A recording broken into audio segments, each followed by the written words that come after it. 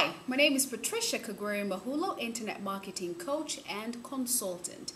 And I have a simple message, and this is specifically directed to, I will guess, African Americans, Black people, people of color, whatever label you choose to apply to yourself. Hey, that's your choice.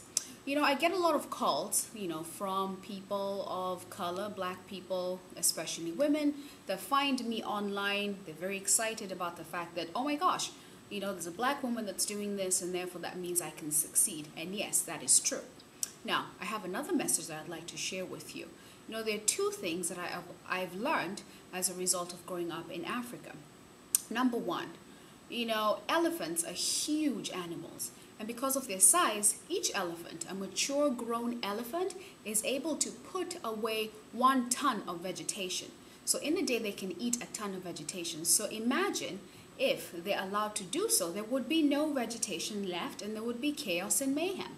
So in order to prevent this chaos and mayhem, what the authorities do, they will track elephant herds, because elephants, go together in groups, and they identify the leaders.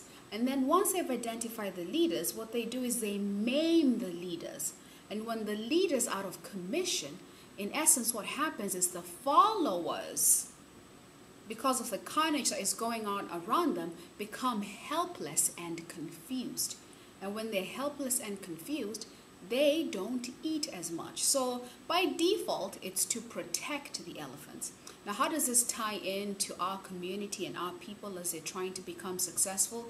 The truth is, a lot of our leaders have been maimed. So there's not much leadership that has been provided for us. So in turn, we've become helpless and confused. But there is a solution. Barack Obama has done his part. The moral of the story is there is an option for you, and you can succeed if you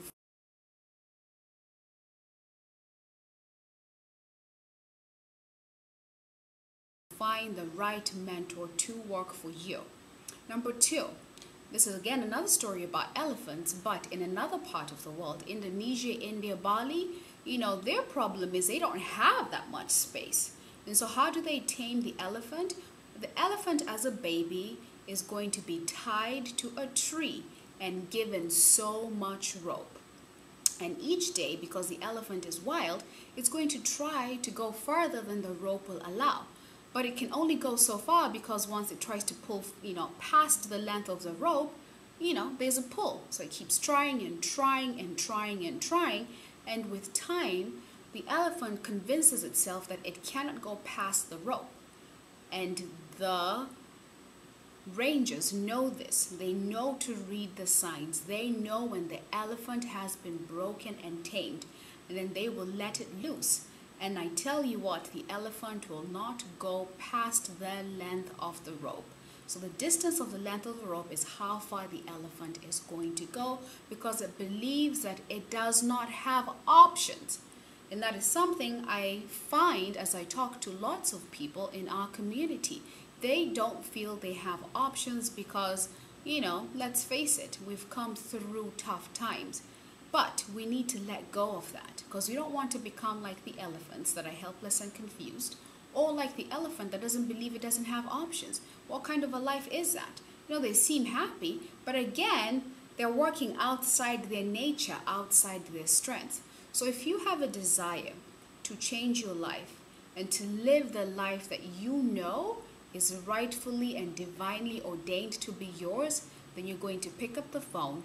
My name is Patricia, and my number is 503-454-0940. Thank you so much, and to your success.